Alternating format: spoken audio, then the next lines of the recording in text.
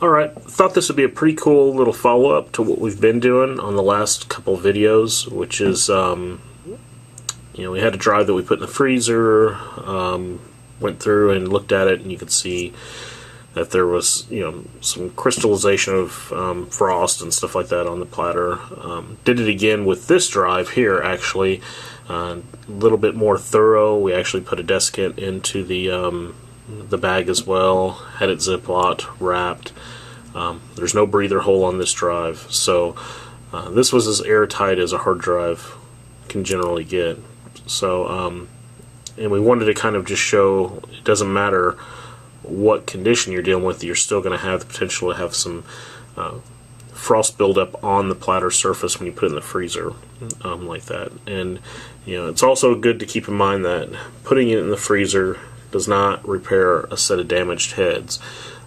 It does not repair corrupted firmware, which can also exhibit symptoms as though a head has been damaged. So the only thing it may ever have anything to do with is the electronics themselves, and actually if you have a chip that's overheating, things like that, if it's getting hot right away, the cold temperature may put that symptom off a bit, but for the most part you really take a risk by putting it in the freezer because of what it can do when you fire up the drive the first time, which I think we've shown with this drive.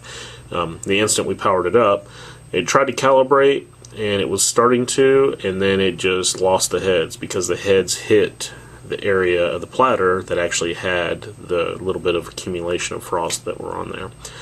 So what we're going to do is we're going to go through and just use this opportunity to repair this hard drive and cross our fingers that it works. I didn't leave it running long enough to do any real damage to the platter surface or anything like that.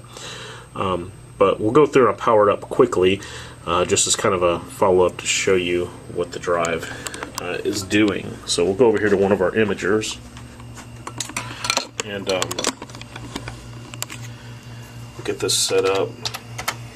And like I said, this is just to show you kind of the symptom that the drive has now after it came out of the freezer. Now watch, it'll probably work, but it didn't work whenever we first pulled it out. I'm going to go ahead and apply power to it. It's just starting to spin up.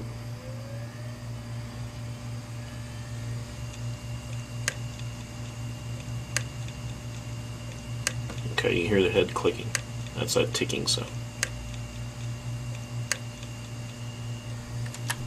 Okay, I'm going to go ahead and spin that down. So basically what we have here is a drive that was working before we did the last video. Put the drive in the freezer for about 18 hours. Pulled it out of the freezer and immediately went to go power it up, and this is the symptom that it had. So there's no doubt that that's a head problem. As soon as we open the drive up, you can see frost that accumulated on the platter surface. So we're going to go through now and swap out these heads, put another set of good heads in there, and see if it works. So we'll get started on the next phase of it. Alrighty, continuing on now with our little experiment with the drive that we froze, which then killed the heads. We're going to go through now and swap the heads out with another just extra parts drive that we had here that matches up with this one. So the first thing we're going to do is go through and disassemble this drive, and I want to show you something that's kind of unique with Western Digital drives. Like I said, this is very informal. I'm not even planning on even going through and doing like a full recovery on this drive or anything like that. I just want to kind of show what it is that we see a lot with these drives, and also too to give kind of an idea of what it is that makes them a little more difficult than others to work on. First thing I'm going to do is move the controller board for this.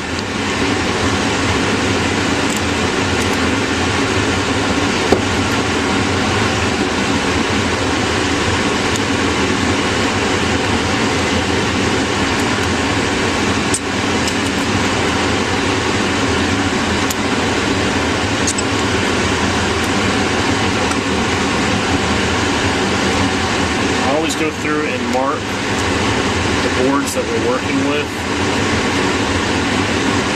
just to make sure I mark everything. I just want to make sure nothing, there's nothing that gets confused here. We definitely don't want to go through and put the wrong set of heads on a drive. One thing I'll show you though too, we get a lot of times people send in drives and they're like, oh, well, I just wanted to see if there was anything scratched on the platter or what it looked like inside. With Western Digital drives, the way that they are set up, the head alignment on these is actually crucial, and it's pretty much determined initially by the cover of the case cover alignment. And so you don't necessarily have to remove, even if you were in a clean room environment or anything like that. A lot of times even we don't go through and just, with disregard, just start taking the case cover off on these drives, because it may create more work than what we really need to do.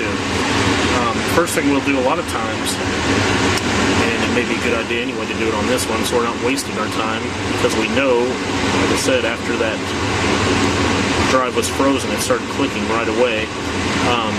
There's a little access sticker type deal here underneath the drive. So be really careful about peeling it off. But essentially what it'll do is give you a way of looking at the platter surface without actually having to open the drive. Underneath here you can see the bottom side of the platter through that little opening. Not only that, but even if you don't see anything that's obvious there, you can actually tell if there's anything, any debris that might have floated around in there and got stuck onto this adhesive part of this sticker. So there's that one there, and I don't see anything on there, and I don't see any scratches on the bottom. There's also one on the side too, usually.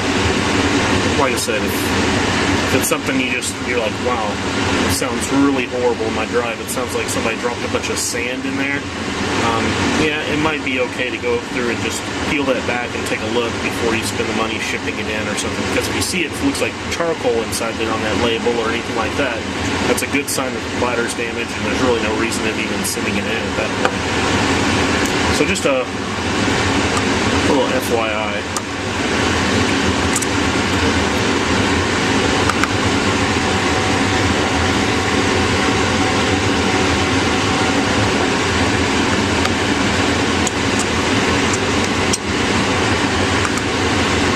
But once we get in here, I'll show you another thing that makes these drives a little more difficult to work with. Now, this is a 500 gig drive, so I mean it's a little more difficult than a 80 gig, but it's the bigger the drives get, the tighter the data density gets per platter. They try to fit more data onto each platter surface. Well, the problem you run into is whenever you have just very minute tolerances for misalignment on the heads, then you run into problems where if there are any alignment issues with the replacement set of heads, it can really be a nightmare to try to get everything reset. Now actually with this one, what I normally do is, since these heads here, this drive's already been opened, this type of drive here is not as bad as some of the others. We have a whole process that we go through when we're dealing with drives where we know the platters are parked on the when we know that the heads are parked on the platter surface. But I'm going to show you something here quickly. And this drive here has 6 heads in it. But the problem that you run into with Western Digital drives is, like I was saying, with that case cover alignment. These heads just fit loosely inside here. I don't know if you can see that moving or not on there, but they just fit loosely. There's no screw holding these heads in place. It's only because the case cover here holds it down. Actually, this part of the case cover is what comes in contact with this area of the head and holds that in place. So with Western Digitals, they actually have blank platters when they first assemble the drives. Most hard drive manufacturers at least have the servo tracks written to the platters ahead of time. Western Digitals is not the case. The drives are assembled with blank platters. The heads are installed then the case cover goes on, and only then are the tracks written.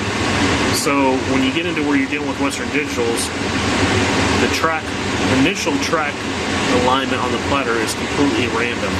It's dependent upon variations in the heads and also variations in this alignment. I mean, you can shift just a few millimeters one way or the other, and it's going to throw the alignment completely off, which is why you have to be really cautious about taking them apart when the heads are parked on the platter itself. There's just something inherently more difficult about those, getting them realigned, than these are.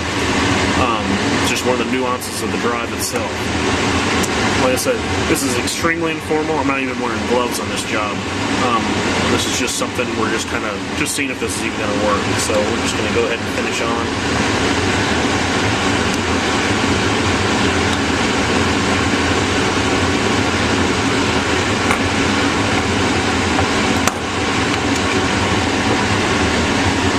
I have a tool for doing this, but it's hard to do it with a camera right here for removing those magnets, and it works a lot better than just using a screwdriver.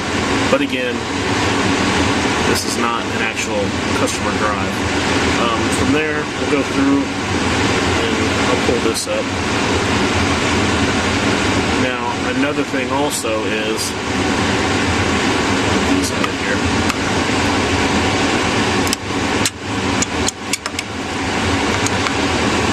Another thing is, this is not, I repeat, not how you offload a set of heads. However, I know these heads are bad. That's a given. And I'm not really worried about this drive. This is just kind of a demonstration. So, we're doing it the informal way here. There's a whole process when it goes to loading and offloading heads that you have to follow, because you can't let the heads come in contact with each other whenever you offload them. And by that, I'll show you here what I mean. When these heads come off of here, you don't want them to do this. You don't want them to come together like that. So then, when you have the heads come together like that, they're pretty much toast. Because when you go through to get them apart again, a lot of times they stick together and they're just a mess. So when you're dealing with 2 heads, there's ways to do it that are fairly easy, but when you're dealing with 6 heads, it gets pretty difficult. And I'm not going to show that on this video either. So basically, that's it. The heads are off the parking ramp, and now, like I said, there's no screw holding these in place, so it's just a matter of sliding them up off of this axle that they're on. That's it. That's all they do, and that's what makes them difficult. They just fit loosely in there, and then you can set them down in with that. Lift them up off there. So I kind of wanted to show you that, just to see what we're talking about. Sometimes people are like, oh, well, what makes them more difficult than others? Well, yes, this part is easier because you get the heads right off. But it also causes problems with head alignment and things like that. So that's the disassembly of this drive. I'm going to go through now, and I'm going to take our parts drive, and what you saw me do just right here, I'm just going to reverse that process, pull the heads out of the parts drive, and then reload them onto this drive, and then reassemble everything, and that's it. We'll get to, we'll see if this will even work. I don't know that it will, but I didn't see anything obvious that would preclude this drive from being able to function. I mean, there's no obvious damage to the platter that I can see. Alright, that's it. On to the next step, and we'll take it to imaging after I get the new heads in. Okay, we have our replacement heads installed, and we have the drive set up on our imager again, and this is just an example. So I just have a 2 terabyte drive sitting over here. That's going to be our destination drive, and we'll go ahead and power this drive up. Okay, for a second there I didn't think it was going to spin up even. So it's in a busy state here.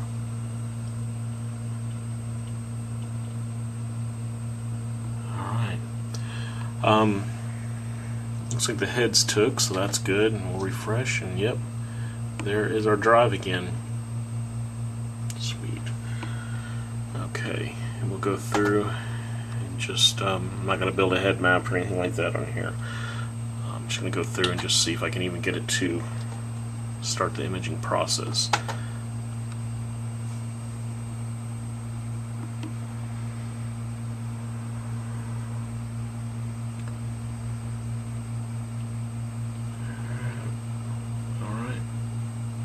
Okay, and there we go. Drive's imaging. It's actually imaging very well. I'm always surprised when we get Western Digital drives that actually image a fairly good clip right off the bat. They're really, really finicky when it comes to head swaps, and usually we have to play around with the head alignment a little bit more than this.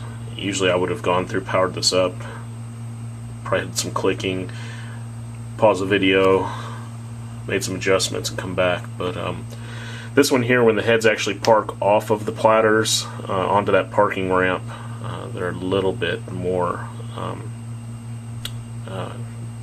forgiving, so when it comes to head alignment.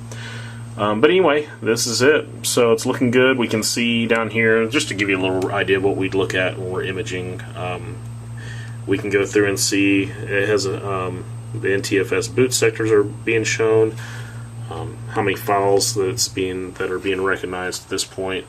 It also gives us some indication of the types of files that it's seen that are the most critical usually, such as images. So here it's already detected 71 image files and 9 Microsoft Office files, and these are executables here that's detected. So anyway, all in all, pretty good deal, and it's going along and imaging now, so that was a perfect follow-up to our putting the hard drive in the freezer, killing those heads, and then going back and fixing the drive. So thanks for watching. If you have any questions, please visit our website at acsdata.com. If you have a hard drive that's failed, we'll be happy to help you. We don't charge any evaluation fees on anything ever. Doesn't matter what type of RAID array configuration or hard drive type that it is, no evaluation fees at all. So it costs you absolutely nothing for us to look at your drive.